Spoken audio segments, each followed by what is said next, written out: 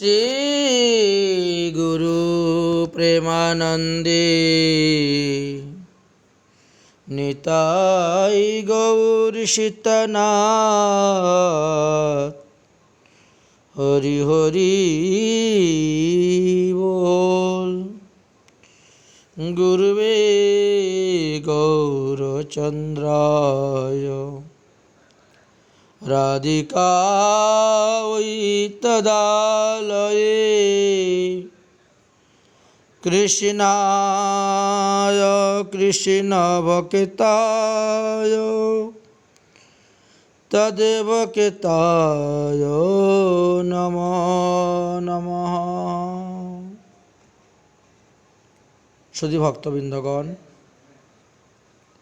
विगत कয়েকদিন যাবৎ আমরা শ্রী শ্রী নরোত্তম দাস ঠাকুর মহাশয়ের বিরচিত শ্রী শ্রী প্রেম ভক্তি চন্দ্রিকা নামক গ্রন্থ আস্বাদন করে যাচ্ছি। গত অষ্টম পর্বতে প্রেম ভক্তি চন্দ্রিকার ষোড়শ ত্রিপদীটি আস্বাদন করেছিলাম। এখন আমরা 17 নম্বর ত্রিপদী আস্বাদন করতে প্রবৃত্ত হয়েছি। तीर्थयात्रा परिश्रम केवल मनेर भ्रम सर्वसिद्धि गोविंद चरण सुधीर विश्वास करी मतमश्चर्य परिहरी सदा कर अनन्य भजन।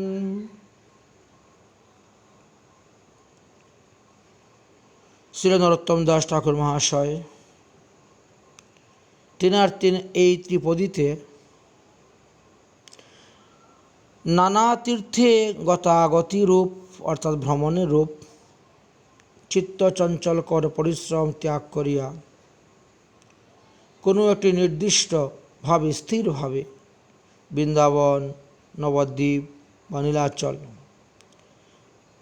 ইত্যাদি লীলাধামেতে সৎসঙ্গী সাধুসঙ্গের দ্বারা বসবাস করত অনন্য ভজনের উপদেশ প্রদান করিলেন।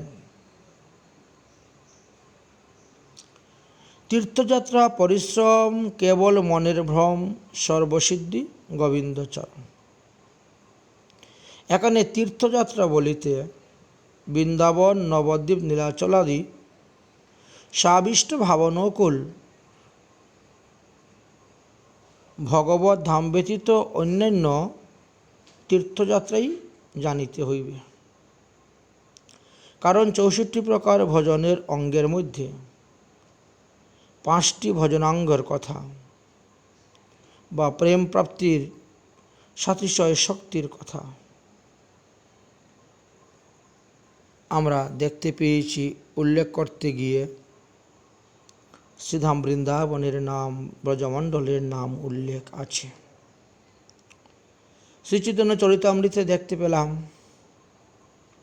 সাধুসঙ্গ, নাম সংকীর্তন, ভাগবত শ্রবণ, মথুরায় বাস, শ্রীমূর্তি শ্রদ্ধায় শ্রবণ। সকল সাধন শ্রেষ্ঠ এই পঞ্চ অঙ্গ, কৃষ্ণ প্রেম জন্মায় এই 5-এর অল্প রঙ্গ। তাহলে 64 প্রকার ভজনের মধ্যে এই 5টিকে শ্রেষ্ঠ বলা হয়েছে। এই 5টি অঙ্গ যাজন করতে পারলে প্রেম লাভ করা যায়। কথাটার তাৎপর্য হলো এই যে ভগবত পাদপদ্মে প্রেম লাভুচ্চ রাগানুগীয় সাধক সাবিষ্ট ভাব অনুকূল বা সাবিষ্ট ভাবের উদ্দীপক হলো শ্রী বৃন্দাবন ধাম, নবদ্বীপ ধাম এবং নীলাচল ধাম আদি। এই ধামত্রয়কে আশ্রয় করে স্বজাতীয়াশয় মহৎগণের সঙ্গে হরিনাম, হরিলীলা কথা, শ্রবণ কীর্তন স্মরণ, এটা অন্তরঙ্গ ভজনের কথা উল্লেখ করা হয়েছে। এবং এইভাবেই থাকতে হয়। নানাবিধ তীর্থেতে গতাগতি করতে করতে যে পরিশ্রম স্বীকার করা হয়, ওটা করার দরকার নেই। নানা তীর্থতে গমনাগমনের ফলে চিত্তের মধ্যে বিক্ষেপ আসে যায়। এই বিক্ষোভজনিত কারণে আমাদের স্মরণ বা ভজনের অঙ্গগুলা ঠিকভাবে আমরা করতে পারি না, এতে অনেক বাধা সৃষ্টি হয়।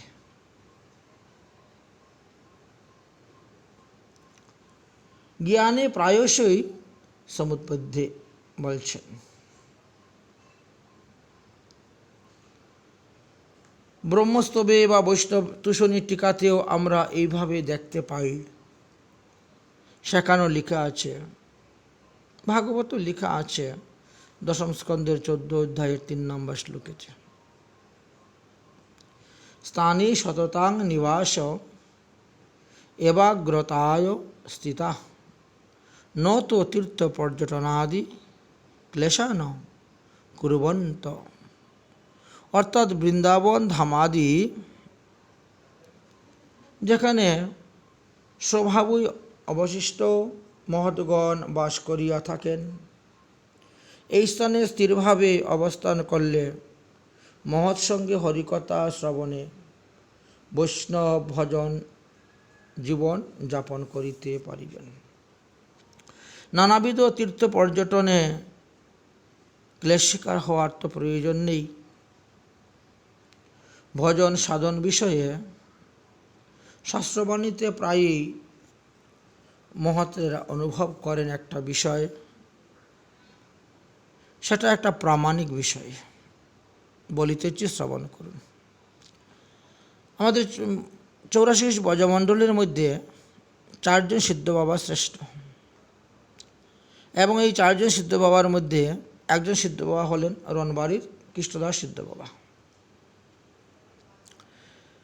এই বাবাজি মহাশয় তিনি কোনো এক সময় ইচ্ছা করলেন যে আমি 4 ধামে গমন করব, 4 ধাম দর্শন করার জন্য যাব। অর্থাৎ ভারতবর্ষের 4 কোণায় 4 ধাম।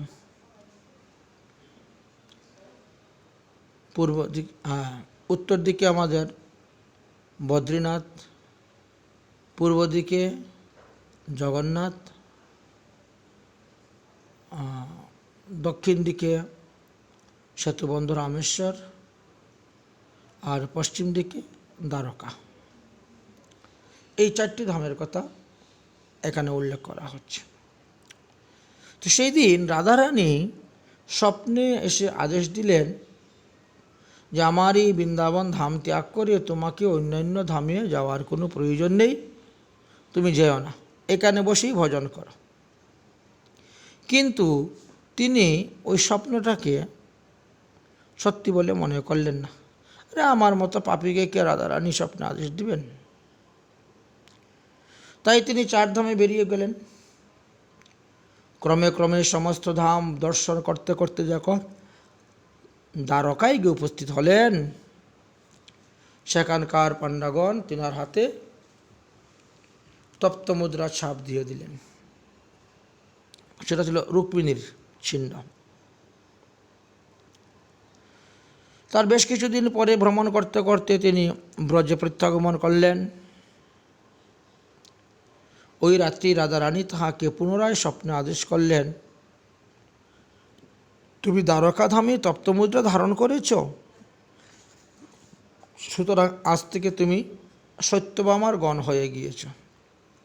আচ্ছা, সত্যভামার ছিল, সত্যভামার গণ হয়ে গিয়েছ,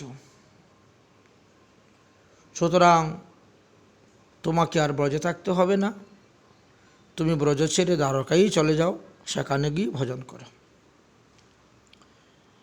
এইবার সিদ্ধ বাবা পূর্ব স্বপ্নের কথা তিনার মনে পড়ল, এবং পূর্বের স্বপ্ন কথাটা সত্যি মনে করে তিনি অনুতপ্ত হতে শুরু করলেন। সিদ্ধ মহাত্মাগণের কাছে গিয়ে বললেন, এই বিষয়ে এই যে আমি অপরাধ করেছি, যে পাপটা হলো, এর প্রায়শ্চিত্ত করার কোনো বিধান থাকলে আপনারা বলুন। সিদ্ধ মহাত্মারা বলেন, যেখানে রাধারানীর আদেশ সেখানে আমরা আর কোনো প্রায়শ্চিত্তের বিধান দিতে পারবো না। শ্রীমতী রাধারানীর বিরহে সিদ্ধ বাবার অঙ্গের বিরহানল প্রজ্বলিত হয়ে উঠল। শুকনো কাষ্ঠে ন্যায় অনলে তাহার দেহ ভস্মীভূত হল। ঘটনাটি একেবারে ধ্রুব সত্য, ওটা মিথ্যা নয়। যদি কেউ গৌড়ীয় বৈষ্ণব জীবনী পড়েন, দ্বিতীয় খণ্ডের রণবারী সিদ্ধ বাবার চরিত্র পেয়ে যাবেন।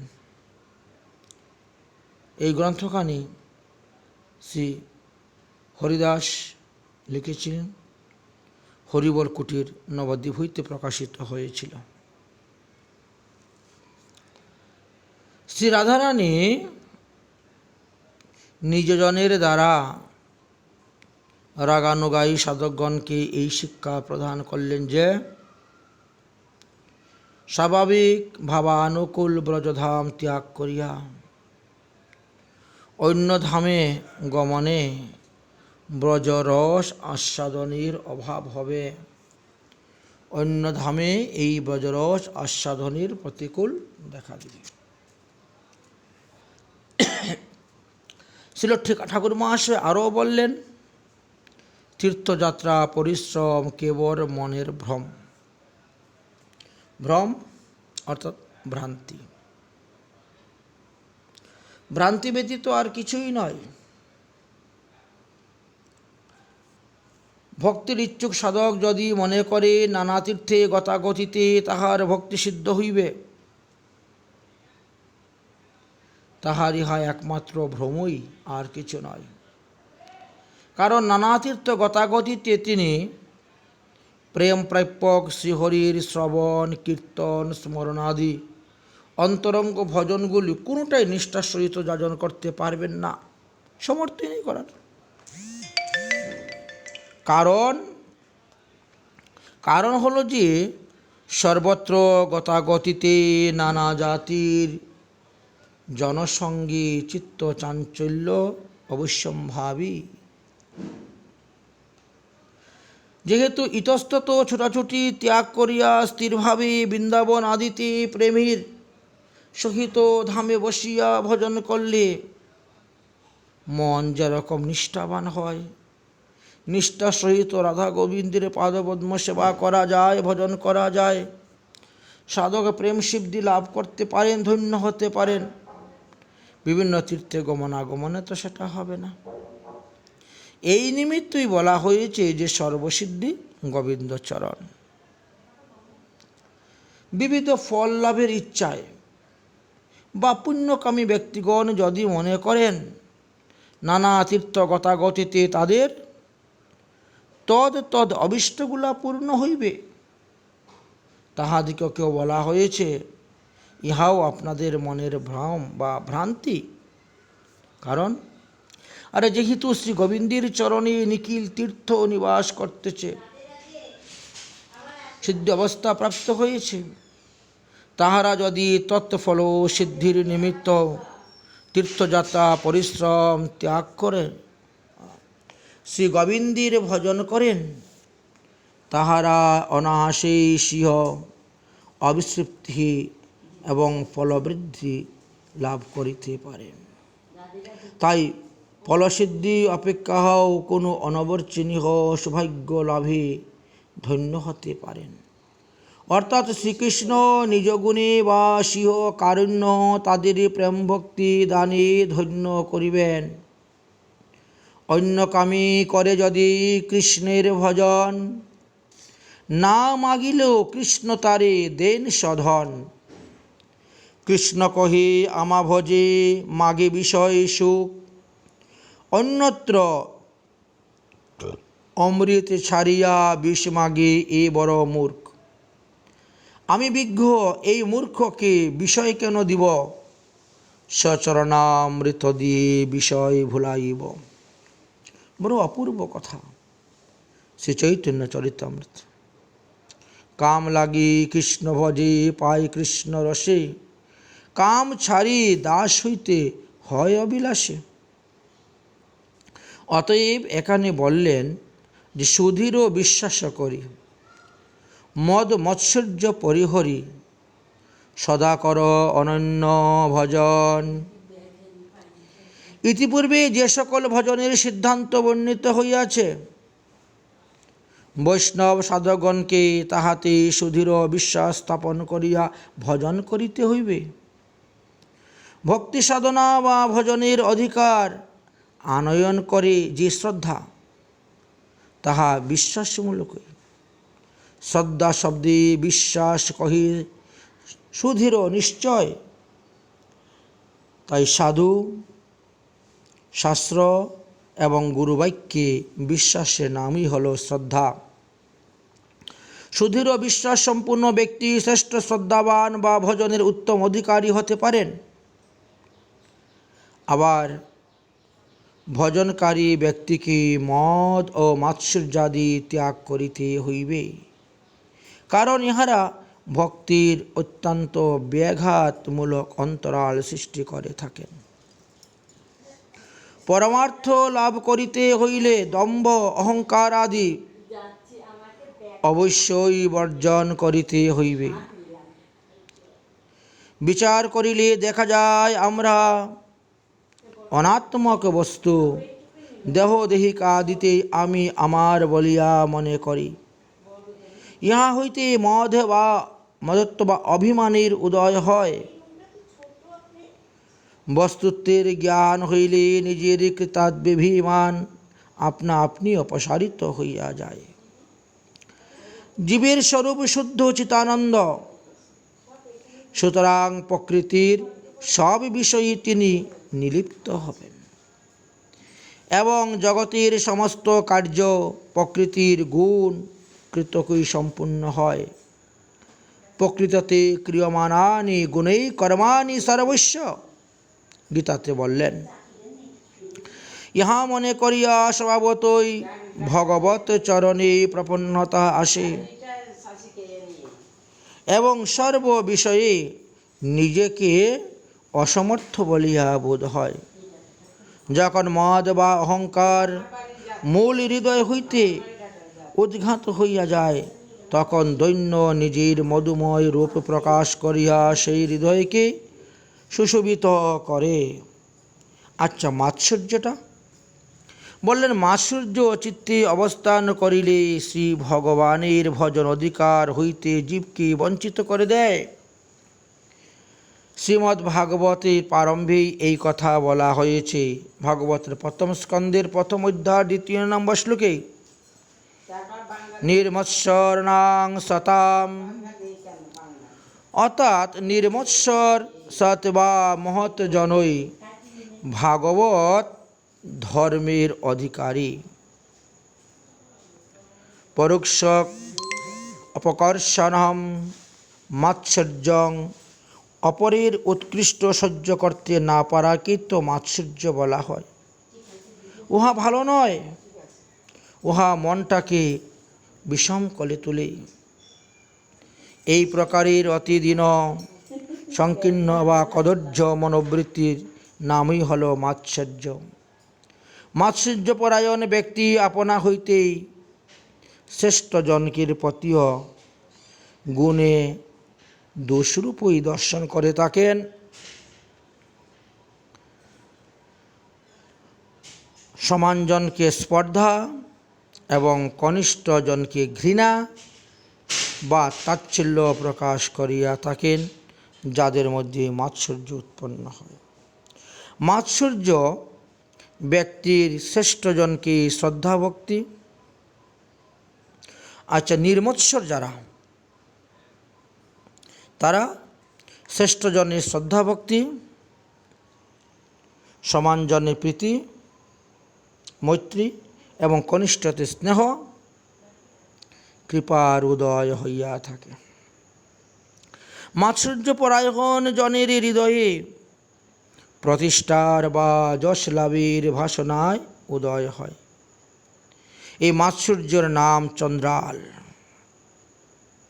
এই মাৎসর্য নামক চণ্ডালীর ঔরসেই প্রতিষ্ঠা নাম্নী পিচাসিনীর গর্ভে হিংসা ও অসূয়া এই যমজ সন্তান জন্ম হয়েছিল। ইহাদের তাণ্ডব নর্তনে হৃদয়ের সদ্বৃত্তি সমূহ অচূর্ণ বিচ্ছিন্ন হইয়া যায়। অতএব সাধককে সতত মদ মাৎসর্যাদি পরিহার করিতে হইবে। তারপরে বলেন সদা করো অনন্য ভজন। এটা ভাগবতেও তো লেখা আছে, চতুর্থ স্কন্দের 7ম অধ্যায়ের 35 নম্বর শ্লোকে অনন্যাবৃত্তা। এই শব্দের টিকা যখন সিদ্ধস্বামী লিখলেন তখন তিনি বললেন অনন্যাবৃত্তা ভক্তা অভ্যাভিচারী ভক্তা, অর্থাৎ অনন্য ভক্তি বলিতে অভ্যভিচারী ভক্তি বলিয়াই জানিতে হইবে। শ্রীকৃষ্ণের সেবা ব্যতীত অন্য কামনাই শুদ্ধ ভক্তির ব্যভিচার। অতএব অন্য ভজন করিলে ঐহিক পারমার্থিক নিখিল কামনা ত্যাগ করিয়া শ্রীকৃষ্ণের সুকার্তি ভজনের এই অনন্য ভজন বলা হয়। ছিল বিশ্বনাথ চক্রবর্তী পাদ শ্রীমদ্ ভগবদ্ গীতার 9ম অধ্যায়ের 30 নম্বর শ্লোকের যখন টিকা করতে গেলেন তখন তিনিও লিখলেন অনন্যভাক। অনন্যভাক শব্দের ব্যাখ্যা লিখতে গিয়ে অনন্যভাক মহৎ অন্য দেবস্থানন্ত মদ ভক্তিরন্য কর্ম জ্ঞানাদিকম মতে কামনাহি অন্যান্যং রাজাধিকমনাং ভজতে সাধু। যাহারা, ভগবান বলছেন, যাহারা আমা ব্যতীত অন্য দেবদেবতার ভজনা করে না, তাহারা ভক্তি ব্যতীত কর্মজ্ঞান আদি অনুষ্ঠান করে না এবং আমার সেবার কামনা ব্যতীত যাহাদের অন্তরে অন্য কোনো কামনা থাকে না, অর্থাৎ রাজ্যলাভ সুখলাভ বিষয়লাভ আদি কামনা নাই, তারাই অনন্য ভজনকারী, তাহারাই প্রকৃত সাধু, যথার্থ সাধু। এই জন্য শ্রীল নরোত্তম দাস ঠাকুর মহাশয় এই কথা বললেন। এর পরবর্তীতে তিনি বললেন ঋষিকেশ গোবিন্দ সেবা না পুজিব দেবী দেবা, এই তো অনন্য ভক্তির কথা। এই কথা তিনি আলোচনা করেছেন।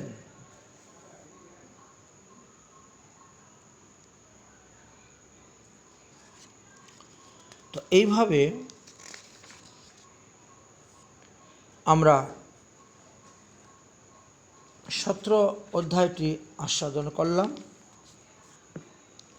এবার আমরা 18 নম্বর ত্রিপদীতে গমন করব এবং সেটা আমরা আস্বাদন করার চেষ্টা করব।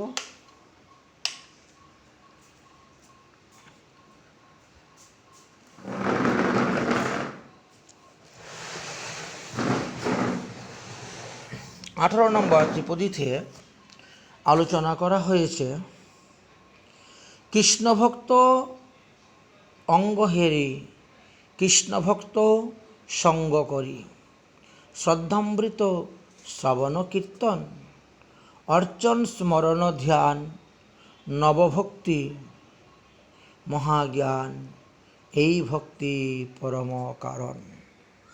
আসুন তাহলে আমরা এই শ্লোকের সুধাকণিকা আস্বাদন করি। এই ত্রিপদীতে কৃষ্ণ ভক্তের সঙ্গ লাভ করা, কৃষ্ণ ভক্তের সঙ্গে শ্রদ্ধামৃত হইয়া শ্রবণ কীর্তনাদি ভজনের কথাই বলা হয়েছে। কৃষ্ণভক্ত অঙ্গ হেরি, কৃষ্ণভক্ত সঙ্গ কেরি, শ্রদ্ধাম্বিত শ্রবণ কীর্তন। কৃষ্ণভক্ত সঙ্গে তাহাদের শ্রী অঙ্গ দর্শনাদি প্রভাবে সাধারণ মানুষেরও শ্রদ্ধা আদি ক্রমে ক্রমে রুচি পর্যন্ত সব স্তর জাত হয়, আচরিত হয়, রতিলাভ হয় এবং শেষে প্রেম লাভ হয়ে থাকে। সাধুর দেহ হইতে এইরূপ পবিত্র তন্ময় মাত্র সকল নিগ্রত হয় যে তাহাদের দর্শনে সাধারণ ভজনহীন ব্যক্তির মধ্যেও উহা সংক্রমিত হইয়া অসাধারণ ভজন সম্পত্তি দানে তাদেরকে কৃতার্থ করিয়া থাকেন। শ্রীমদ্ ভাগবতে দেখতে পাই আমরা, শুশ্রূষু শ্রদ্ধাধানস্য। ভাগবতের প্রথম স্কন্ধে 2য় অধ্যায় 16 নম্বর শ্লোকে আলোচনা করা আছে এই বিষয়ে।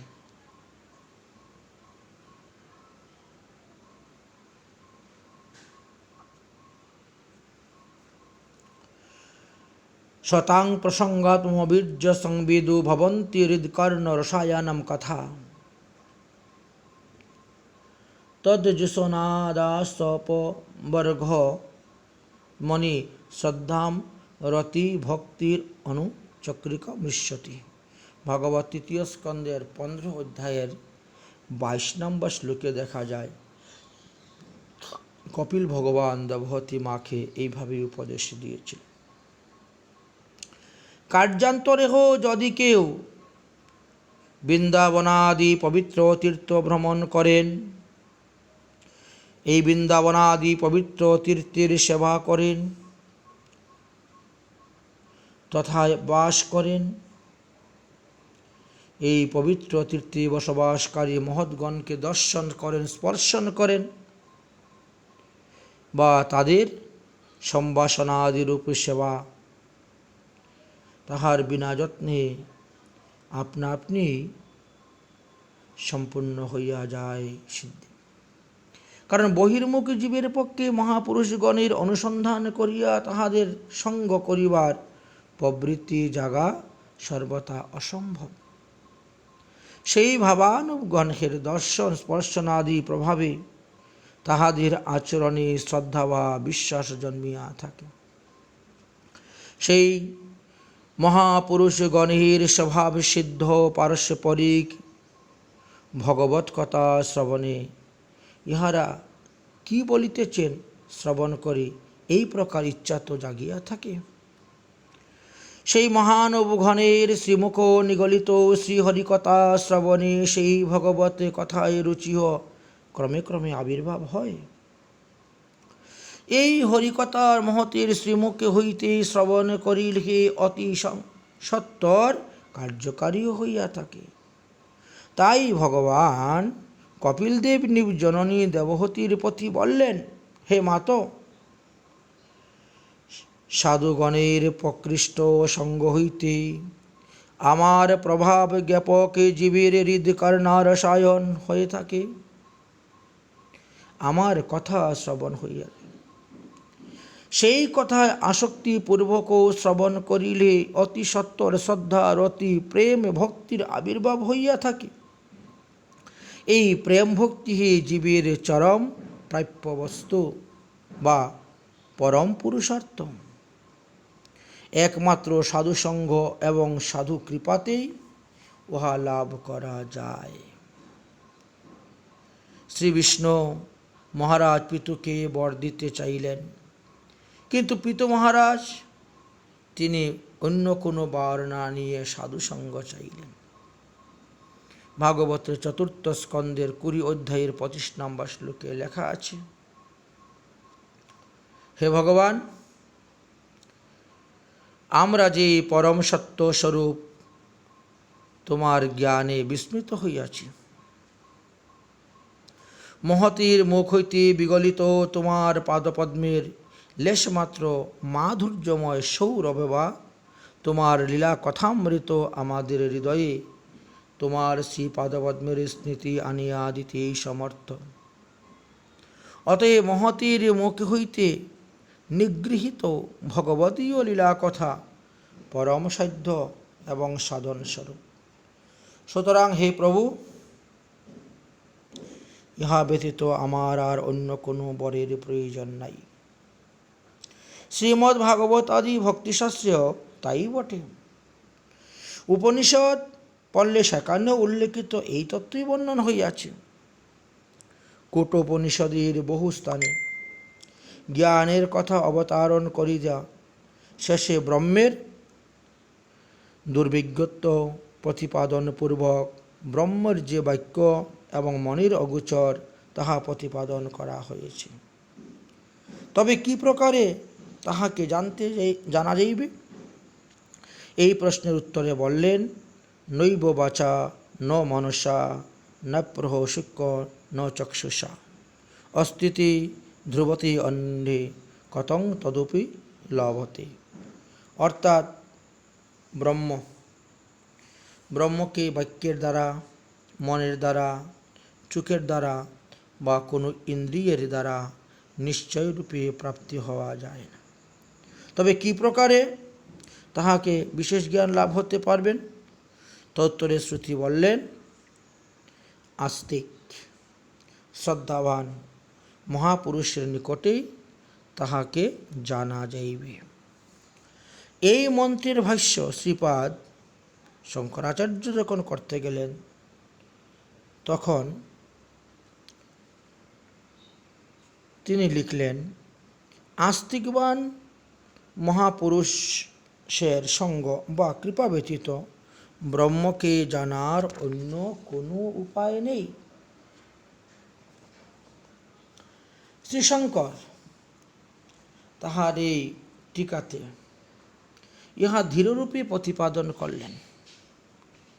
সার্বভৌম তিনিও শ্রীমদ্ ভাগবত গীতাতে এক স্থানে পরে বললেন, উপদ্রষ্টন্তিতে জ্ঞানম জ্ঞানিনস্তু দর্শনী।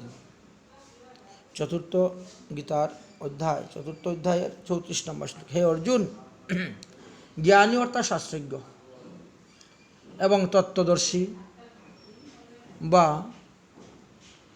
পরোক্ষানুভব সম্পন্ন মহৎগণ তোমায় সেই পারমার্থিক জ্ঞান উপদেশ করিবেন। এইসব শাস্ত্রবাণী হইতে বোঝা যায় যে শাস্ত্র অধ্যয়ন করিয়া শব্দব্রহ্ম যিনি, তিনি নিষ্ণাত হন না কেন, যতদিন পর্যন্ত না সৎসঙ্গের পরোভার অনুভব সম্পন্ন তত্ত্বদর্শী মহাপুরুষের কৃপা লাভ করিতেছেন, ততদিন তাহার অনর্থ নিবৃত্তি বা ভক্তি লাভের কোনো সম্ভাবনাই নাই। তাই শ্রীল ঠাকুর মহাশয় লিখলেন, কৃষ্ণ ভক্ত সঙ্গ করি, কৃষ্ণ ভক্ত অঙ্গ হেরি, শ্রদ্ধামৃত শ্রবণ কীর্তন। যতদিন এইরূপে কৃষ্ণ ভক্ত মহাপুরুষগণের সঙ্গলাভ না হইতেছে, বললেন, ততদিন মহৎ আবির্ভাবিত শাস্ত্রাদি বা মহাপুরুষগণের ব্যাখ্যায় ধর্মগ্রন্থাদি পাঠ করা কর্তব্য।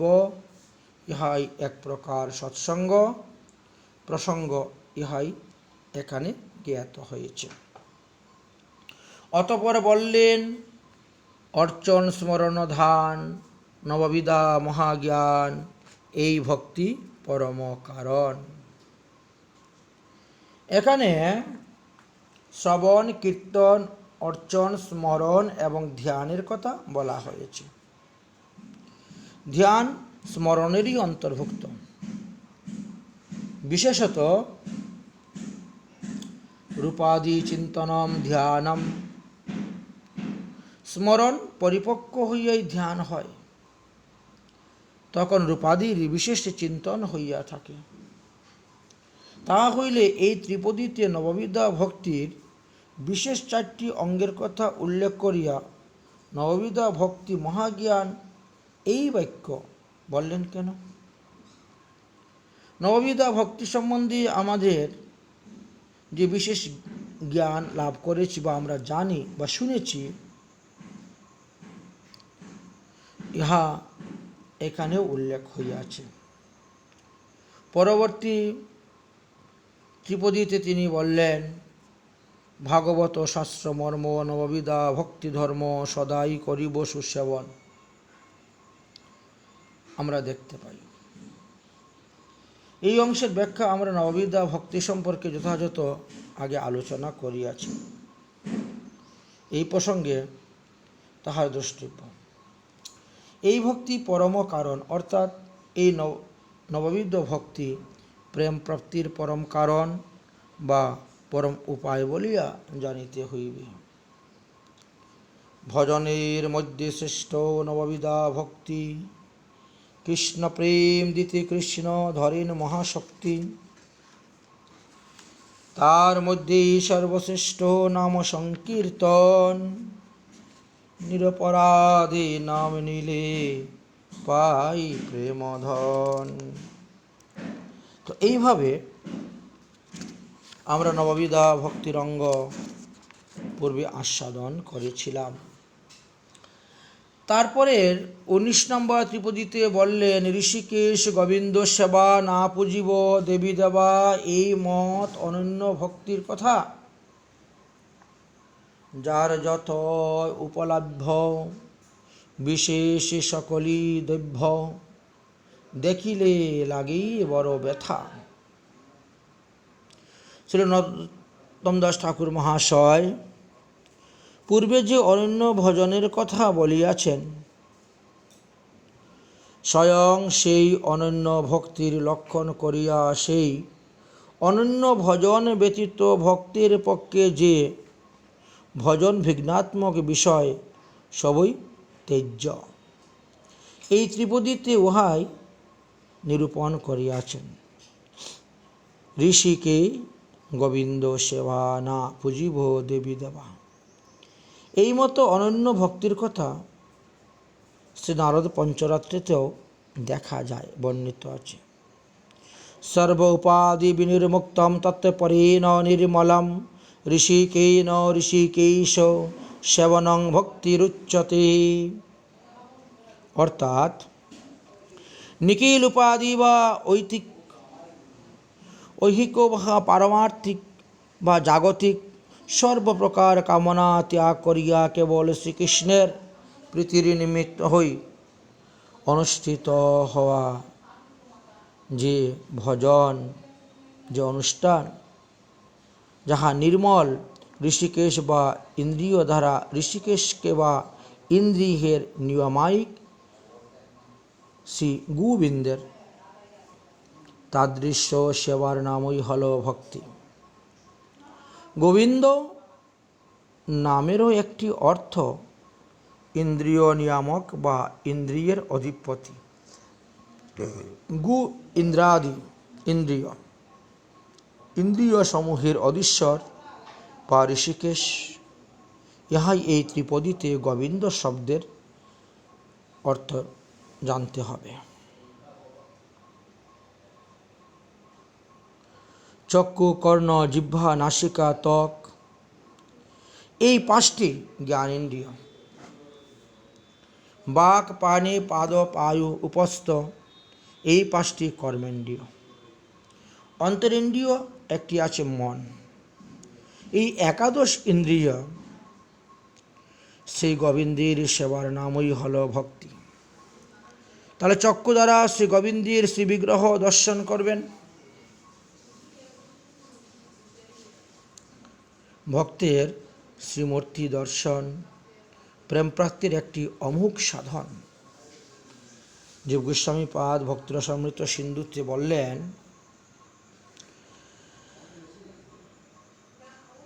সখারা একে অন্যকে বলতেছে, হে সখে, যদি তোমার বন্ধু বান্ধব আদির সহিত আমোদ প্রমোদ করিতে বাসনা থাকে, তবে কেশীতীর্থের উপকণ্ঠে হাস্যময় ত্রিভঙ্গ ভঙ্গিমা ঠামে বিরাজমান, বিশাল বক্ষ নয়ন বংশীরন্ধে ন্যস্ত অধর পল্লব সিকিপুচ্ছ চূড়ায় উজ্জ্বল শ্রী গোবিন্দ মূর্তিকে দর্শন করো না কেন?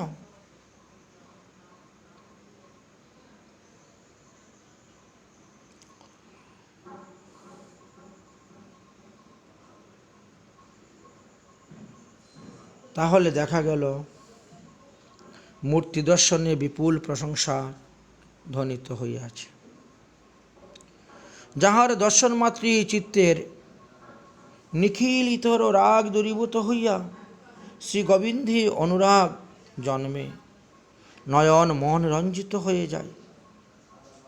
পক্ষান্তরে ভগবত বিগ্রহ দর্শন বিহনে ইন্দ্রিয়গণ অতিশয় তিরস্কৃত হয়। তাই শ্রীমদ্ ভাগবতে বললেন, শ্রী বিষ্ণুর শ্রী বিগ্রহ দর্শন না করিলে মানুষের নেত্রদয় ময়ূর পুচ্ছের লেখার ন্যায় নিরর্থক বা জড়। ভগবত ভক্তের দর্শনে ভক্তির সঞ্চার হইয়া থাকে, তাই হরিভক্তি সুদুদ্দয়ে ভক্তের দর্শনের নেত্রে ফল লাভ হইয়াছে বললেন। কর্ণ দ্বারা শ্রী গোবিন্দের কথা শ্রবণ, যেন গোবিন্দ কথা শ্রবণ প্রেম প্রাপ্তির শ্রেষ্ঠতম উপায় বলিয়াছেন।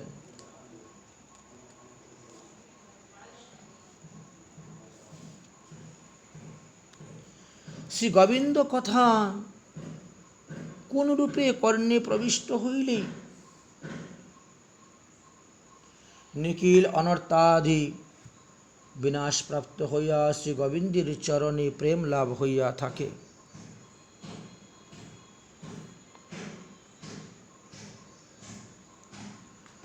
সুতরাং শ্রীমদ্ ভাগবত শ্রবণ করিলে পরম পুরুষ শ্রীকৃষ্ণে সুখ মোহ ভয় বিনাশ হইয়া ভক্তিজাত হইয়া থাকে। এই জন্য শ্রী গোবিন্দের কথা সাক্ষাৎ শ্রবণে দূরই থাক, শ্রবণের ইচ্ছা মাত্রই গোবিন্দ কথায় শ্রবণোচ্চুক জনের হৃদয়কে আকর্ষণ করিয়া বসেন।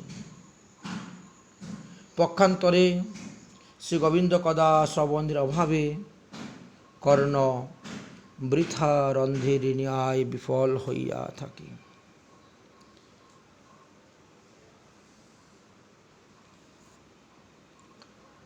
তারপরে বললেন, মানবের কর্ণদ্বয় শ্রীহরি লীলা কথা শ্রবণ না করিলে উহা বৃথা ছিদ্র বা ইঁদুরের গর্ত সদৃশ্য। জিহ্বার দ্বারা শ্রী গোবিন্দের নৈবেদ্য আস্বাদন,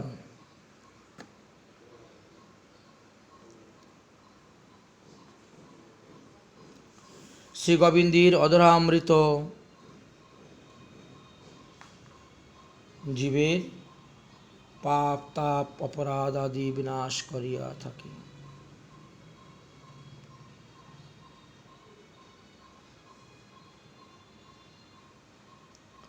কোনো এক সময় ভগবান শ্রীকৃষ্ণ উদ্ধবকে বলেছিলেন,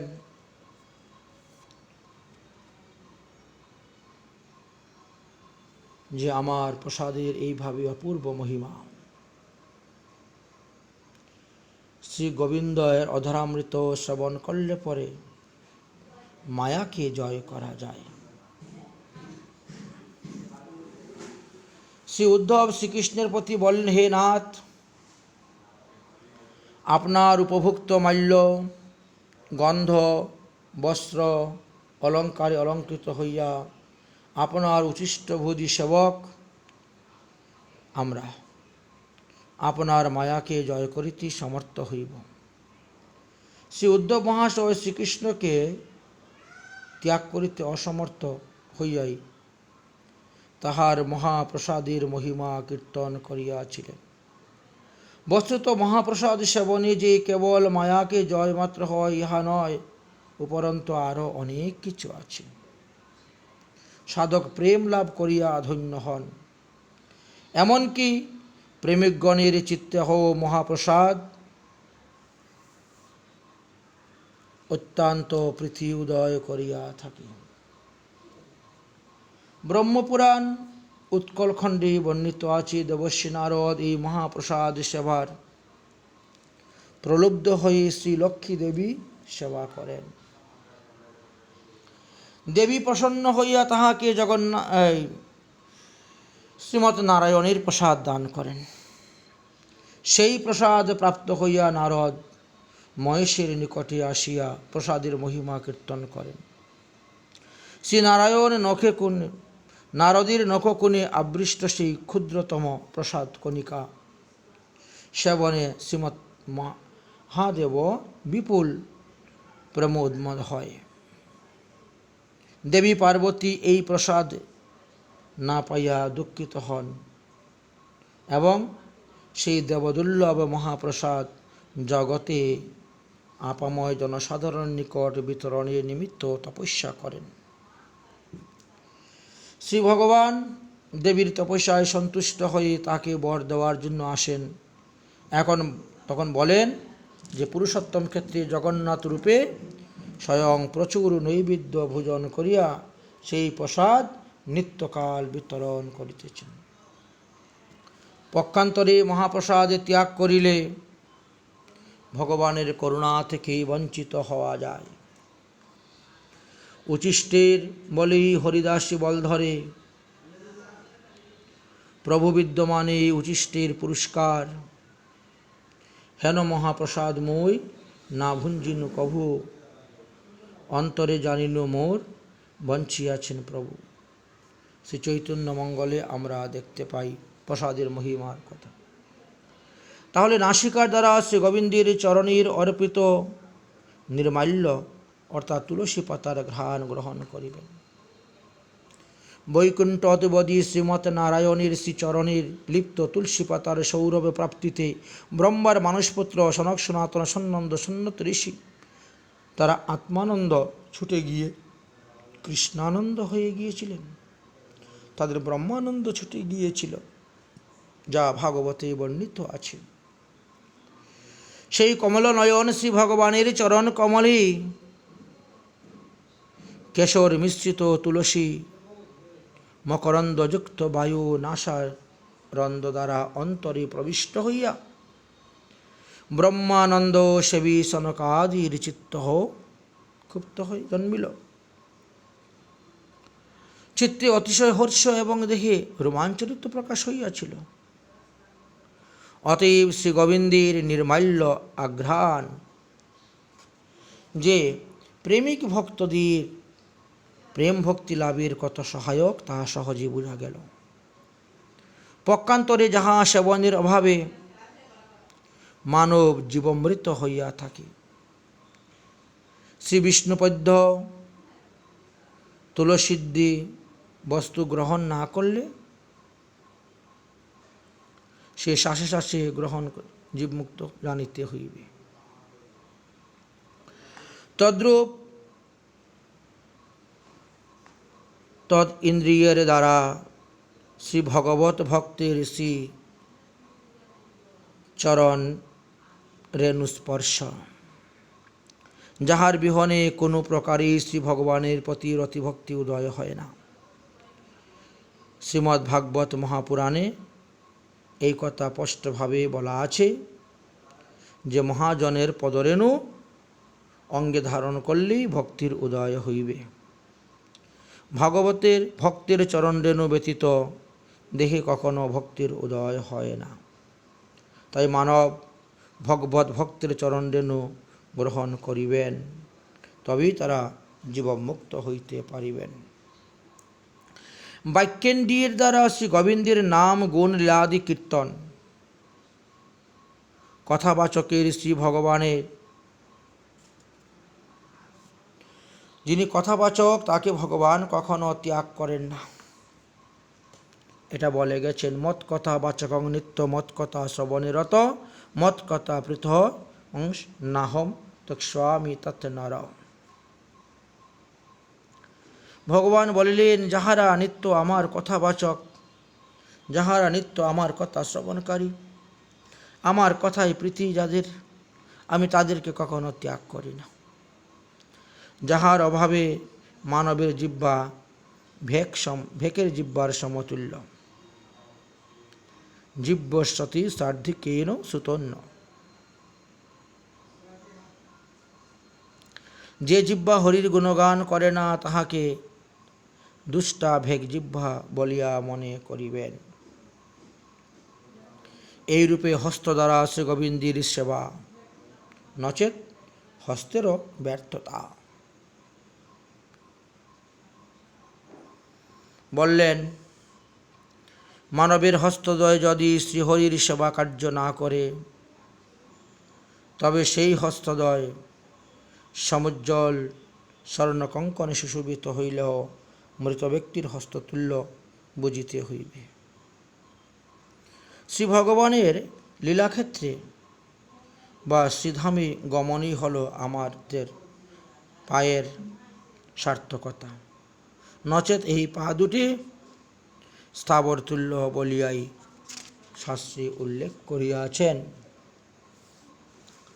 তাই এত সুন্দর চরণ পেয়ে আমরা যদি ভগবান লীলাধাম দর্শন করতে না যাই, তাহলে আমাদের পা দুইটি বৃক্ষের মূল সদৃশ্য জড়বস্তুই বুঝিতে হইবে। আচ্ছা, এখন আরও দুটি বিষয়ের কথা আছে।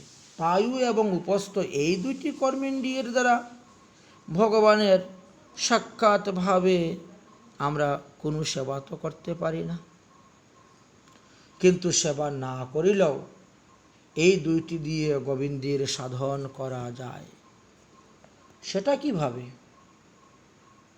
বলেন, পায়ু এবং উপস্থ দ্বারে মলমূত্রাদি উৎসর্গের দ্বারা ভজন সাধনের মূল উপাদান এই দেহ মন সুস্থ থাকে বলিয়াই প্রকারান্তনে পায়ু এবং উপস্থ ভগবানের আরাধনার সাধনের বিশেষ সহায়তা করিতেছে। এবার অন্তেন্দ্রিয় মন, বলেন মনের দ্বারাই মুখ্যরূপে ভগবানের উপাসনা করা হয়ে থাকে। কারণ জ্ঞানেন্দ্রিয় এবং কর্মেন্দ্রিয় ভজন করিলেও মন সংযোগবিহীন হলে এটা যন্ত্রের মতন ভজন হয়ে থাকে, এর দ্বারা প্রেম লাভ করা বহুত কঠিন হয়ে যায়। অতএব জ্ঞানেন্দ্রিয় কর্মেন্দ্রিয়ের ভজন যাহাতে মন সংযুক্ত সহিত হয়, সেদিকে লক্ষ্য রাখতে হবে। প্রযত্নশীল সাধক বিশেষভাবে ইহার প্রতি লক্ষ্য রাখিবেন। মনে শ্রী গোবিন্দের স্মৃতি বিরাজিত থাকিলে শ্রী গোবিন্দের স্মরণকারীর নিকটে আসিয়া তাহাকে আত্মদান করেন। এটা ভাগবতে উল্লেখ আছে, দশম স্কন্ধের 80 অধ্যায়ের 8 নম্বর শ্লোকেতে। জগৎগুরু শ্রীকৃষ্ণ তাহার চরণ কমলে স্মরণকারীদের জনে নিকট সাক্ষাৎ আবির্ভাব হয়ে আত্মদান করিয়া থাকেন, অর্থাৎ নিজেকে স্মরণকারী জনেকে বশীভূত করেন। এই নিমিত্তই পদ্মপুরাণে উল্লেখ আছে, সর্বদা বিষ্ণুকে স্মরণ করা কর্তব্য, কখনোই তাহার স্মৃত হওয়া উচিত নহে। শাস্ত্রে নিখিল বিধি বা কর্তব্য উপদেশ দিয়ে গিয়েছেন। বিষ্ণু স্মরণের বিবিধ পদ্ধতিও বর্ণন করে গিয়েছেন। তাই সেগুলোকে আমাদেরকে লক্ষ্য করতে হবে। শ্রী বিষ্ণু স্মরণে শাস্ত্রের নিখিল বিধি পালন করতে হবে।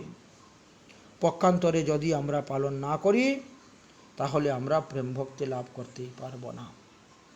এই প্রকারে ইন্দ্রিয় সমূহের দ্বারা ইন্দ্রিয়ের অধীশ্বর শ্রী গোবিন্দের সেবা করার জন্যই শাস্ত্রে বলেছেন। অন্য দেবদেবীর উপাসনা না করার কথাই বললেন। এটাই হলো অনন্য ভক্তি। বিবিধ ফলকাঙ্ক্ষী ব্যক্তিগণ যে শ্রদ্ধার সহিত বিভিন্ন দেবদেবতার উপাসনা করিয়া থাকেন, কৃষ্ণ সর্বদেবময় বলিয়া উপাসনাটি তাহারই হয়। কিন্তু তাহাতে প্রেমপ্রাপ্তির বিধি থাকে না বলিয়াই উহাকে অবিধিপূর্বক উপাসনা বলা হয়েছে। যে অন্য দেবতা ভক্তা যজন্তে শ্রদ্ধায়ান্বিতা তেমপি মামেব কুন্তয় যজন্ত অবিধিপূর্বকম। অতএব বললেন, আরও কত উপলব্ধ বিশেষ সকলই দম্ভ, দেখিলে লাগে বড় ব্যথা।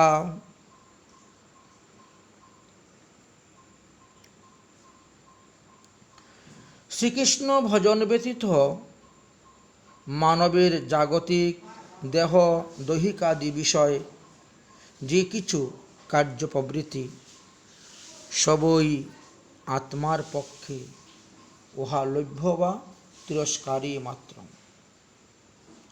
যেহেতু কোনটি তাদের স্বরূপের কার্য নহে। সবই অবিদ্যা কল্পিত দেহের কার্য বলিয়াই উহা আত্মবঞ্চনা ব্যতীত আর কিছু নহে। তাহা কেবল এই দেহ দৈহিকাদি বিষয়ে দম্ভ বা অভিমানেরই সৃষ্টি করিয়া থাকেন। এই প্রকারে মায়াবদ্ধ জীবের বৃথা অভিমান দর্শনে চিত্তে সতিশয় বৃথা বা পীড়া উপস্থিত হয়। এই কথাই তিনার মনের দুঃখের কথা প্রকাশ করে বললেন। তাই শ্রী নরোত্তম দাস ঠাকুর মহাশয়ের 19 নং ত্রিপদীটা আমরা আস্বাদন করলাম প্রেম ভক্তি চন্দ্রিকার। তারপরে 20 নং পরিচ্ছেদে তিনি বললেন, দেহে বৈশে রিপুগণ যতেক ইন্দ্রিয়গণ, কেহকার বাদ্য নাহি হয়, শুনিলে না শুনে কান, জানিলে না জানে প্রাণ, ধীর হইতে না পারে নিশ্চয়। এই ত্রিপদীর মহিমা আমরা শ্রীমৎ মহাপ্রভুর কৃপা হলে আগামী কল্য আস্বাদন করব। আজকের মতন হরি কথা আমাদের এখানেই বিশ্রাম। জয় জয় নরোত্তম দাস ঠাকুর মহাশয়, জয় প্রেম ভক্তি চন্দ্রিকার জয়। নিতাই ঘোষিতানন্দ প্রমানন্দে হরি বল। হরে কৃষ্ণ কৃষ্ণ কৃষ্ণ হরে হরে, হরে রাম রাম রাম হরে হরে।